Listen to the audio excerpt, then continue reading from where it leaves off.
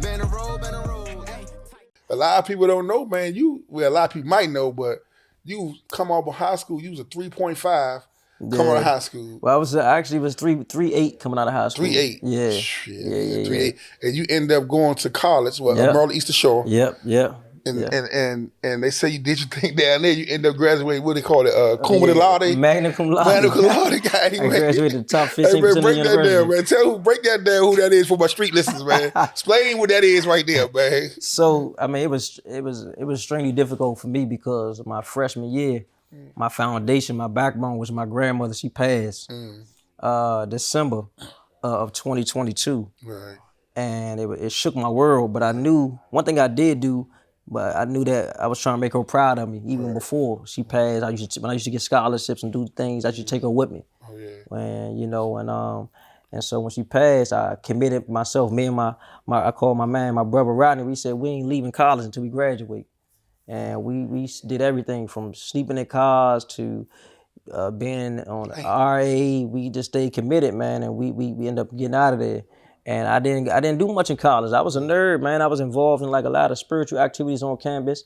I probably went to 2 parties my whole 4 years, and one I went because I bought a lot of tickets. I was selling tickets, so I wasn't in. I was locked in because the moment I left home, I had no bed to come back to. You know what I'm saying? It was no bed. It was no home to come back to really outside of going to my uncle's house out in Maryland, and so I had to secede or succeed. And I didn't have a lot of room to be BSing and playing around down there. There's a lot of dudes that was in school, wanted to, be street and do all that. I'm like, man, I could have did that in the Southeast, man. Right. I come here to cross the finish line, and then I end up graduating magna cum laude. So you got summa cum laude was like a 3.8 to 4.0. Mm-hmm. Then you got magna cum laude, I think it's like a 3.6 to 3.8. Something like the 3.7. And then you got cum laude, which is like, I guess a 3.3 or 3.5. And so I did very well academically because I had to lock in. But what people don't know is that I struggled with, they said I went to P.R. Hearst Friendship, the original Friendship, home of the Falcons. And then my teacher told my grandmother that I had a learning disability. And my grandmother, you know what she said, man, that really changed my life, Kurt? She said, you're going to get your ass in that school and you're going to learn. And that sentence right there, that was it. Because she no medication, with nothing of that. Get your ass in there, you're going to learn. Right. And it made me believe in myself to believe I can do it. And so when I was able to transition from a 1.2 GPA in middle school to I ended up getting a 4.1 GPA in high school because I took AP classes. Shout out to Gardenia Blakeney who passed.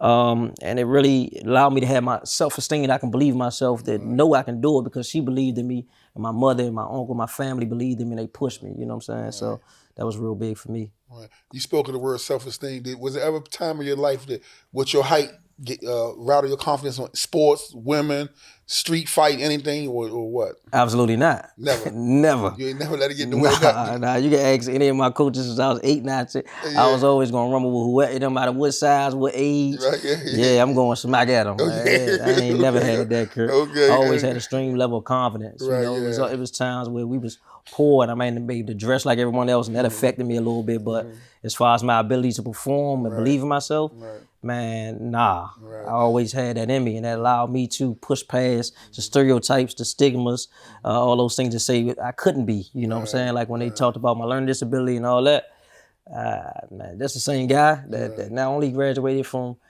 college, became a council member, law school. You know what I'm saying? So, yeah. And is it true that while you was in college, you were coming home on weekends coaching football? Yeah. So, true story. My last year of high school, I wanted to coach, right? And so one of my former coaches, Coach Bill, was coaching at Woodland. I'm from number 11, but they shut down the 125-pound team and they went to Woodland. And so Bill said I can come coach with him. So I went over there and coached. My little brother played on the team. In fact, half of the team that I coached went to my school. Right. And I coached, I was in 12th grade, they was in 9th grade. Right. And when I left, we lost 5 of those young guys on that team to homicide. The first one got killed in the cafeteria. That was James Richardson, J-Rock. He got killed in the cafeteria, Baloo. Then we had Pookie, which was from down Parkchester. Devin Folks, he got killed in Anacostia. Omar, Brandon. I can go down the list. We lost 14 people from that one team of 25 kids. during that time, man. And so I told God, if you allow me to make it out, I'll come back and give back and dedicate my life to my community. And so for 9 years, I came home every weekend during football season and coached Little League football. Man, Yeah, that's what's up, yeah, man. yeah. God So damn, that's yeah, what's up, man. every weekend, bro. And Yeah. and just speaking what you just said, man, you actually can recite those guys' names off your head like that. That Oh was your man. first year coaching. You end up, and we was gonna speak about your nonprofit, your councilman, all the death you done seen Yeah, personally. That I'm yeah, saying, not the death that you didn't know the people personally. I'm saying just even just your personal yeah. death. I mean, do you ever seek therapy for that? Do you ever? Yeah, I go to therapy every Wednesday at 8 o'clock, Kurt. 8 o'clock Oh, okay, a.m. Yeah, okay, it's been. I mean, my therapist even said it's not healthy for me to even go to any visual funerals anymore because it lasts with me longer than it used to. right. Like just recently, I went to a crime scene where a young lady, I held her in my arms because one of our good men, we about the same age, got killed in an apartment in a doorway. She was inside. This week coming up, I got to go bury her because she was killed a couple of days ago. This weekend. Yeah, today, Thursday, this weekend. So it's never ending, man. It's a lot of trauma. And that it's about self-care for me because I don't know the long-term effects this has on my mental, but I know it affects me in various ways. And so I'm not afraid to go to therapy. I'm not afraid to get it out because I know I hurt, man. It's a lot of pain. And there's certain triggers that happen along the way that trigger that pain from back in the day and seeing a lot of my friends, a lot of loved ones buried on them T-shirts, man. So, and as a council member, I'm active in the community each and every day on the front line. And my therapist said, man, you can't keep doing that. And it's like, man, I don't know how not to. So it's very difficult. So, I mean, I'm proud that we able to build a workout where we have teams out in the streets now that respond to different families. And so it's not just Trayon White all the time. And, you know, people don't appreciate that because they're used to seeing me. I'm like, nah, we got to delegate because it's too much, you know, for one person. So. Damn that, man, that's good, man, that she was able to understand you need to call to a therapist because where we come from, we think we can just rough everything off. Nah. You know what I'm saying? I think rough everything off, man. Yeah, nah, you push it down long enough, it's going to explode in some way, Yeah. form or fast. You never know who you're going to hurt or how it may manifest. I say if you don't deal with that pain, it deal with you, right? And we see a lot of things happen in the communities because we experience a lot of trauma as kids, adolescents, young adults, and we don't know how it's going to manifest, man. And so we got to be conscious of how we move and dealing with being self-aware of our feelings, thoughts, and emotions. So. Damn, Shawty. I mean, you not even at this time. You not even can't be no longer than 19.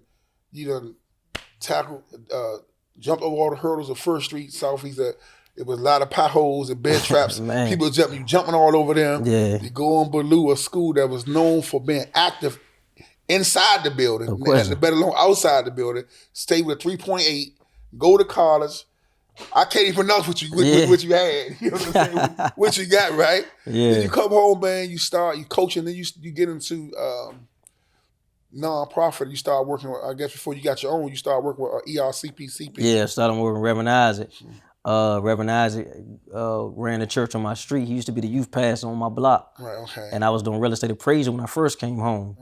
Right. In 2006, 7. And the market crashed about 2007, 2008. So I was working nonprofit with Reverend Isaac at ERCP on First Street, and I transitioned to start my own nonprofit. Right. Yeah. Let's see if you, Rusty, man. Give me those initials for that, man. What HICS, helping No, inner not city, your joint. No, what's the ERCP? What's those initials? Eastern River Clergy Police Community Partnerships. Yeah, I think I got it. Reverend Isaac, man. Yeah, Red. I still Reverend Isaac today. He ain't forget this foundation, man. Yeah, I still read it today. He forget this foundation, man. So then you end up later on getting your own organization. Yep. Speak to that. How you come up with the name? What was the name of it? What year it happened? And how did you come up with that name? So I felt like, I was doing a lot of work. I was running like 5 different programs in 5 different communities. And I felt like I needed to formalize what I was doing because you know how it is. You got a good heart to do a lot of good work, but then people want to support what you're doing, but it's not formalized in a way that they can donate, they can support, and there's really no structure. I got married, so I was stretched so thin doing a lot of community work that I was becoming a public success, but a private failure. You know what I'm saying? Say it again, right? This is Stranger Jewels. Say it one more It's time. like I was doing a lot of good things and getting recognized. I got an award from President Obama during that time, but my home life was just discombobulated. My wife was divorcing me. I had just had a son. I was sleeping on my uncle's couch out Maryland. I was on my mother's couch at Parkland. And it's just a troubled time for me, but people couldn't see it because I was out, every day active, helping people change their life, but inside, and I was struggling. I couldn't. My car tags was dead. I ain't had no money. Right. I was struggling, man, fighting depression. It was really tough during that season, but. And you said a public success, but a privately fella. Yep. And you need to patent that, man. Yeah, man. That can fit a lot of shoes right there, man. Yeah. They can fit a lot of shoes. So, man, and before we go ERCP, I need to recognize the people that's doing work on it right now with the Anthony Pete, my man Mike, big Mike Plummer, big man Eric Robinson, Katrina Davis, man, so on and so on over there, man. Shout out to the work they doing, staying in the community, man. So you end up getting your own organization, man. What's that, Hicks? Yeah, you remember? Yeah, man. So man, Pete, I'm gonna let you introduce Hicks. What's the initiative for? I don't know. I'm gonna get that one on, man. Helping inner city kids succeed. Yep. Yeah. It's good, man. How I know that name is? Because the man hired me to be a mentor. That's right. To some of you folks, man. That's the good days, man. Hey, look, that's the good old days, man. Hey, man, look, I walked in that joint. I say, man, Shorty got his own little organization. I think the first meeting was over 15 over License Lane in a little church over there, right? Yeah. They came over there, man. Yeah, because it's crazy, man. Because I've been doing unstructured mentoring all my life, right? Gotcha. So I say, man, I really want to get in and see from a structure standpoint. Yeah, right? I remember that, man. Yeah, and I walk in there, man, and you showed them, man, open with open arms, man. No question. Man. So talk about Hicks, man. So Hicks really started with me and my cousin. Actually, it's crazy how it started because I was in real estate, as I told you. And one day, me and my cousin Skip was coming home from a conference. And my cousins and them kept calling me. It was like one of the youngest on my football team had came around my way and pulled out a Mac on everybody, like looking for one of my little cousins. So we on the way. We pull up. By the time we pull up, they pull back up. Man, whipped out again. But he didn't get out the car when he saw me, but the other guys did. And we was just him and I was like, man, we gotta do more than what we doing for these youngins, because we was coaching football, but it was like we was winning football games, but we was losing in life. You get what I'm saying? What we was giving them wasn't enough just about football and athletics, man. We had to really deal with character. We really had to deal with manhood, self-esteem, even taking a shower, the basic stuff they wasn't getting at home, and make sure they adequately fed. And so him and I and my wife at the time started the nonprofit, and with Tim Donnie and Ja came, and we really formalized it and really built it up to what it was during that time. Yeah, it was a journey. And at that time, when you first started preliminary, how was you able to get funding? Was you get donations? How did you live? We ain't had no funding. That's what I'm trying to tell you. I quit working for ERCP. I started my own nonprofit, and I started off I was already doing the work. And it's like, you know how it is. You working with a youngin'. You think you got 5 youngins, but that young got a cousin, got a brother, got a friend. He want to come along. So 5 youngins turning to 50 youngins real quick. Real fast. And they needy. And so we struggled. I started giving out my pockets. I had no more to give, and so I started using my network to kind of apply for grants and build a foundation, get accounting, formalize executive, form a real business. Because people think nonprofits is doing it. Nah, it's a real business, man. You can get in trouble if you don't do it right. And so I did that and built, and God breathed on it, man. And a lot of people blessed me, man. I made a lot of good connections, man. And I grew it. Yeah. And for somebody out there who started a nonprofit, just started a new one, can you give us like 1 or 2 recommendations how they can go after some funding? Yeah. Or ideas to start some funding? So first, the reality is you start a nonprofit, you gotta have a strong vision for what you want to do, man. Okay. Because people come to me saying they want to do this and this, and I ask them how they're going to do it. They aren't able to articulate it. You gotta realize you gotta have a business. You gotta apply for a 501c3. You gotta have a board. You gotta have a strong board. And you gotta have a person that's going to write grants for you. And you gotta have somebody who can manage money. That's how people get in trouble, because you can get the money, but if you don't use it right, you be in worse trouble than what you started with. And it's really, I always say, man, lead in love. Like, people who don't care how much you know until they know how much you care. And the need is out there, and it's great. And once you get going, don't be afraid to partner. Because we're in a crab in a barrel mentality in this community when it comes to nonprofits, because it's a small pot of money that everybody arguing and fighting and scratch over.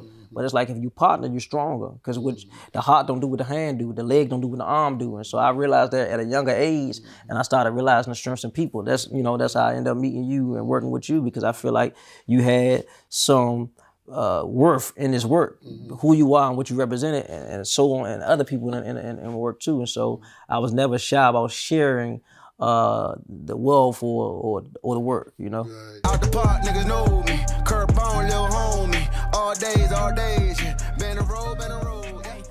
Thank you for watching Changing Jewels on Kirkbone TV. If you like the jewels that we are dropping, subscribe, hit the notification, and share with some friends. And I'll see you on the next episode of Changing Jewels, Kirkbone TV.